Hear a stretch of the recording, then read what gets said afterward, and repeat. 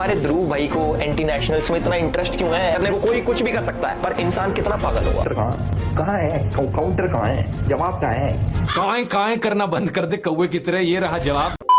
सो एल्विश, जिसको मैंने big boss वाली इसकी रील्स में देखा एंड फिर इसके फॉलोअर्स देखे and then I started following him just because I wanted to know कि इतने लोग इसको क्यों फॉलो कर रहे हैं। वैसे मुझे फॉलो करने में शर्म आ रही थी क्योंकि मैं ऐसे लोगों को कभी फॉलो नहीं करती, और वैसे लोगों को भी जिनके लिए मेरा दिल ना चाहे। 2-4 दिन में ही मुझे इसकी औकात पता चल गई एंड देन आई अनफॉलोड, जो कि मुझे करना ही था।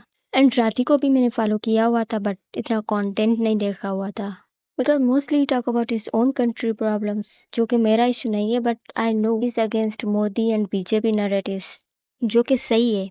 फ्रॉड्स एंड गलत चीज़ों को एक्सपोज होना चाहिए, that's what I also do. Criticism भी होना चाहिए अपनी कंट्री की बेहतरी के लिए। बट राठी जी, अगर हमारे मुल्क के हालात के हिसाब से देखा जाए तो मोदी जी आपको फरिश्ता एंड इंडिया आपको जन्नत लगेंगी, क्योंकि हमारे यहाँ तो हालात ये हैं, अगर हम गलत चीज को गलत कह दें तो ये जिंदा नहीं छोड़ते। सो आपने कभी देखा है कोई फेक फैक्ट्स को हरा दें? Let's expose and find the difference between fake and facts, logic versus illogic, it's educated versus uneducated. I mean Rathi versus Elvish. So basically Elvish is BJP supporter plus uneducated and a छपरी। इसने intentionally और unintentionally खुद को एक सच्चा Hindu and देशभक्त and बाकी सबको देशद्रोही घोषित किया हुआ है, और इसने अपने जैसे कुछ छपरियों को बेवकूफ बनाया हुआ है अपनी गालियों से एंड वायलेंट बिहेवियर से। वैसे ऐसा हमारे यहाँ बहुत बड़े लेवल पर होता है, I mean बहुत बड़े बड़े लोग ऐसा करते हैं। ये तो एक मामूली सा छपरी सा यूट्यूबर है, इसको लगता है इसकी इन्हीं हरकतों से सारे लोग बेवकूफ बन जाएंगे एंड इसको कोई महान इंसान तस्लीम करने लगेंगे। बट क्या है ना, सारे लोग अनएजुकेटेड नहीं होते हैं। वैसे इन अनएजुकेटेड लोगों का कुछ कह नहीं सकते, लेकिन ऐसा मैंने ऑब्जर्व किया है, मेरी ऑब्जर्वेशन तकरीबन सही होती है। सो इसने अभी राठी पे एक रोस्ट वीडियो बनाया है जिसमें इसने फुल उसको कॉपी कर लिया, मतलब एडिटिंग से लेकर बैकग्राउंड तक अपना स्टाइल तो भूल ही गया। बेचारे का कंटेंट खत्म हो गया था, इसलिए उसने ध्रुव राठी को कॉपी कर लिया। वेट, उसका कंटेंट था क्या? एंड उसी वीडियो में इसने कहा कि वो गाली नहीं देगा क्योंकि राठी जी गाली नहीं देता, एंड ही वाज कॉपिंग राठी जिसका पूरा कंटेंट ही गाली हो। उसने कहा कि वो वीडियो में गाली नहीं देगा।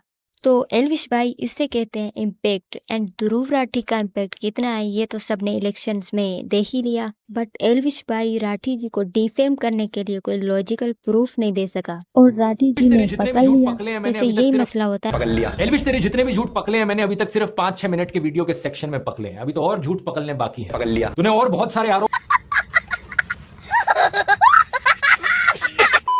मसला होता है अनएजुकेटेड लोगों के साथ, के पास एक लिमिटेड नॉलेज होती है, वो बेचारे ना लॉजिकल बातें कर सकते हैं ना समझ सकते हैं। लिटरली इनको नहीं पता कि बगैर गाली दिए आप लॉजिकल आर्ग्यूमेंट कर सकते हैं एंड रोस्ट भी कर सकते हैं। इनसे लॉजिकल आर्ग्यूमेंट्स होते नहीं एंड फिर ये गालियां देना स्टार्ट कर देते हैं, एंड यही अनएजुकेटेड लोगों की निशानी है। And these guys exactly explain us the difference between educated and uneducated. But Elvish भाई इस बार बड़ा गंदा फंसा है, उसने बहुत ही गलत इंसान से पंगा लिया एंड आई थिंक उसको आइडिया नहीं है, और ये पंगा एल्विश को बहुत बुरा डैमेज करेगा, और जितने भी पंगे लेगा खुद ही एक्सपोज होगा। वैसे भी राठी जी ने एक वीडियो में उसको बहुत ही बुरी तरह एक्सपोज करके रख दिया है। शाबाश बेटा। वैसे भी इस लफड़े में तो राठी जी ऑलरेडी वॉन, क्योंकि एजुकेटेड वर्सेस अनएजुकेटेड में एजुकेशन ऑलवेज वॉन। तो भाई पढ़ लो।